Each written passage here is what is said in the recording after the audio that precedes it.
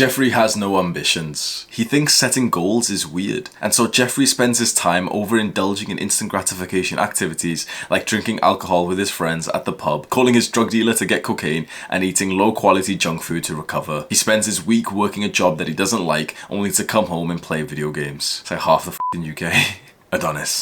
Adonis is an ambitious man. He wanted to build an incredible muscular body, and so he put in the work and made it happen. He wanted wealth and relationships and adventure, and so he made it happen. Coupling ambition with action gives Adonis whatever he wants in life. The pain of not even enjoying the instant gratification activities but still feeling stuck. Watching movies whilst overthinking, trying to think of a business idea, trying to think of your purpose whilst you watch YouTube videos, trying to think of my purpose while smoking weed. For a long time I felt like I needed to unlock, to unleash my potential. Like, how the f*** do I just start working? I had ambition and I was really ready to take action. Like, I wanted to take action, but I just found myself stuck just doing the same bullshit instant gratification habits. That was about 2 solid years of my life experiencing those type of thoughts every single day, knowing exactly what I should do, really wanting to do it and just not doing it, just finding myself back in old ways. I'd go to sleep knowing that tomorrow I'm going to smash that workout, I'm going to eat clean, I'm going to track my calories. And before I know it, I'm binge eating again. One of the most painful feelings in self-improvement is in one of the first stages, which I call the self-improvement depression stage. That's where you know about self-improvement. You've heard about meditation and working out and social skills and all this, and you really want to improve yourself and make progress. You have the ambition, but you just can't seem to take action. If you were stuck and you didn't care, like most normal people, it would at least be okay in the sense that you get some kind of enjoyment and, you know, you're just normal. But in this stage, which some guys stay stuck in this stage for a long time, but if you're stuck in this stage, it's like you can see that the grass is greener. It's like you're peering over the fence, looking at the greener grass and just being stuck right there, looking at the trajectory that you could have if you started doing the work, but then you just feel unable to do the work. 2 years I was like this, bro. 2 years. So I'm not gonna waste your time. There's 2 solutions to this, and the first is environment. Now for me, I was stuck in this stage for a long time because I was living in a very toxic environment. I was living with a girl who I didn't appreciate, who I didn't really want to be with, who I did not relate to at all. She wanted to essentially be like a normal person. I wanted to be like a fucking weird ass monk who wanted to consider dopamine detoxing and all this shit. I used to feel like there was essentially nothing that I could really say to her. Like, anytime I tried to get into deeper conversations, it was just not gonna happen. But I'm living with this girl, bro. I'm not sure if you've ever lived with a girl that you're dating, but it's very different to just having a girlfriend. When you live with them, it's like that's your fucking partner to do everything with, in a tiny, not tiny, but in an apartment where there's no really space or anything. And so I'm finding myself just indulging in a lot of what I would consider bad habits, what she would probably no disrespect to her, but what she would probably consider just normal, not even a habit. She just just watching Netflix, she's playing video games, she's eating junk food. It's not a big deal, but obviously it was to me. And I find myself literally stuck. It's a very depressing time, man. And so I have 2 full journals. I've read my journals out on my live stream before. Each journal is a notebook. It's this thick. I had 2 that I filled out debating whether or not to leave her, to move back home. So I was living in my student city. I finished my studies and then I got an apartment with her. For 2 whole journals, I was debating leaving her and moving back home to my family house in Warrington, 20 miles away. Every single time I debate it, I just think to myself, okay, the main reason I want to go is because I just want to work. I want to do these projects. I want to start this online business and I just can't seem to do it. I'm just doing so many bad habits. I'm smoking weed all the time. I feel stuck like this. And I'd always kind of concluded wait, you know what? I've actually got a really good girl here. She's not a bad person. She's actually very good, kind-hearted person. She treats me well. And I don't just want to throw that away because I know that it would be incredibly painful. So I know what I'll do. I'll try and make it work here. What I'll do is I'll wake up early tomorrow and I'll do lots of work and stuff. And for probably 100 different attempts to try and make things work. My relationship with her was fine. It was actually pretty good, but it was this environmental shit that was kind of influencing how I felt. Do you know what I mean? So, but in the end, honestly, I'll shortcut the explanation for you, but in the end, honestly, the only way that I was actually able to start working was when I completely changed my environment. So I went from living with her, being able to essentially do what I want, to moving back home with my family. I can't fucking smoke weed here. I'm not gonna do you know what I mean? So I moved back home. This is my bedroom and I just made this place my office. And I just thought, okay, this is the place I'm going to do work. And instantly, like literally straight away, on the first day that I moved back home and I changed my environment, I'm doing work. I'm doing a good amount of work. Now, of course, that work was pretty like small, you know, kind of like all over the place compared to where I am now. But there was a huge improvement from that. So if you find yourself relating to what I said earlier in the video, that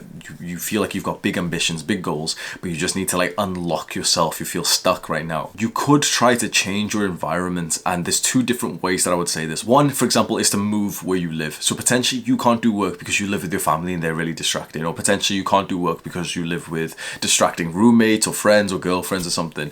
And essentially moving where you live would be able to like potentially unlock that potential that you've got. But most people probably can't do this because, you know, moving where you live is kind of expensive, and maybe if you'd had that option you'd probably try and do it before. The other suggestion that I can think of for someone who's experiencing this is to essentially change your work environment, because that's what we're trying to do, right?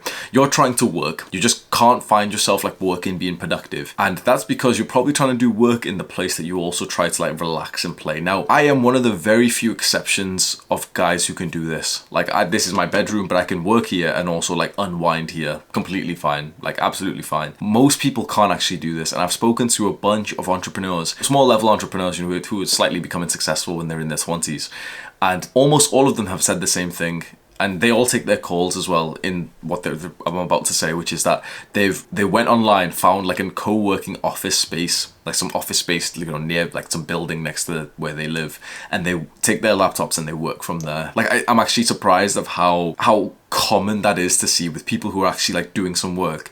They all go to like these co-working spaces. That's just one of the practical tactics I can give you here. If you're finding yourself unable to work, look onto Google Maps of just office space, co-working space, and you can probably find like some spaces which are like $100 a month, $200 to $300 per month, and book into that and essentially have your work day there. Then all you need to do is make the habit of getting your laptop, getting your stuff ready, and just going to that office. If you're in that office for 4 to 8 hours per day, you're going to get some work done. Now, when I considered this, I did actually consider this, but there was a few excuses I made. One, I was thinking, oh no, but that costs money and I don't want to spend money. And two was, oh no, like, you know, if I go there, then I'll have to use my laptop and I'll be able to do better work on my gaming PC. You weren't even doing work on your gaming PC anyway, so like, why the f are you talking about that, right? I would have done more work on my laptop if I went there than at home, right? But in terms of the money, you've got to see it as like an investment for future growth, for the growth of your business or your career. The advice I'm going to give you in this video, the next piece of advice as well, is going to cost some money, but you can save $100, $200, $300 per month if you want, but then you aren't getting the long-term growth of these tactics. You aren't actually being able to put your work into these projects. I know some guys are still going to click off and they're going to think, no, I want to have the lowest expenses possible. I don't care about, like, they care about working, but they're like, oh no, like my expenses need to be as low as possible. I'm not going to spend money on something like an office. And the other option in terms of this environmental solution is to go to like some kind of coffee shop, or just take your work somewhere else, because clearly the environment is not working for you right now. At this point, if you can relate to what I'm saying about having ambitions but no work rate, you need to change all of the different variables that you can. For me, the one that actually clicked was moving out of the place, the apartment that I was staying with my girlfriend, moving back home. That's the thing that worked for me. But for someone else, it might be different. You need to find which variable it is. I just don't want anyone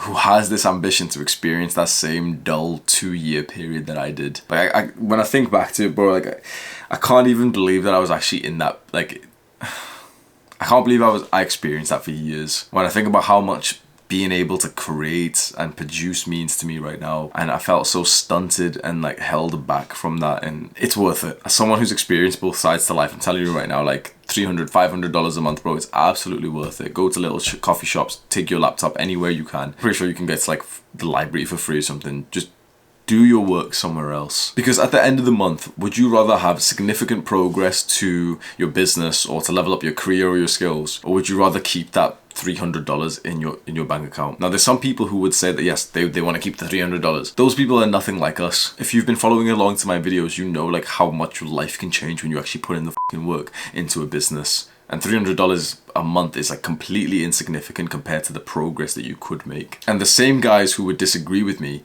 it's like such a weird mentality that they have where they'll save the money and then they'll spend that money on AirPods or new fancy clothes, and then they stay stuck. And the second solution, if you find yourself stuck in terms of like productivity and work, is mental health. Now straight away all the little Jeffrey Spurgs are going to click off because mental health doesn't really sound enjoyable. When I see the YouTube analytics, bro, I get kind of disappointed. The moment I start talking about mental health in a video, it's like, you motherfuckers just like drop off because I'm not talking about fucking pussy. You want pussy, bro, good mental health is going to get you it. You want money, good mental health is going to get, like, anything you want, right? And requires your brain. Like, everything in this world requires your brain. Like, does it not baffle you to think that you can literally level up your brain? Like, the one thing that stunts your brain's progress is your mental health, or having mental illness, having stress, depression, and anxiety. And if you can ease these three, your brain gets to work on like full capacity. Specifically, because I'm not talking about getting pussy right now, because I'm not talking about getting muscle and making money. Most young guys aren't interested. But that stuff that you want, the muscle, the money, the pussy, the stuff that you want in life comes from your brain being good, and your brain becomes good when you focus on mental health. So there's a phrase that I keep saying that I really want you to write down and to like really think to yourself. Your mental health determines your productivity. Now, I've done a bunch of videos on mental health. I've done videos on how to improve depression, anxiety, but the thing is, I'm not going to waste your time, because with something as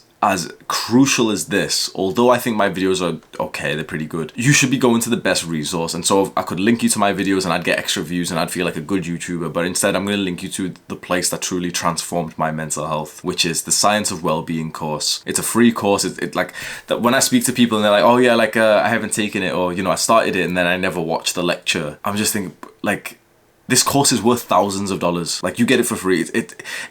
She could have charged thousands of dollars for it. I would pay thousands of dollars for this course. You literally get it for free. I'll link it in the description below. Like, you just sign up to the course, start watching the course. It's by like a full-on like university professor. They go over like hundreds of pieces of research on how you can be like mentally like happy. This is the course that started my self-improvement. I need each and every one of my boys to take this class, because I can't believe that still to this day I speak to people who have like the misconceptions about mental well-being, about happiness. That's linked below. And it was this course that I started in May 2020, just before May 2020, that actually got me like taking some action. And when you have ambition coupled by action in a year, your life completely changes. You can literally scroll through my older videos and you can see the difference. Do the hard work, especially when you don't feel like it.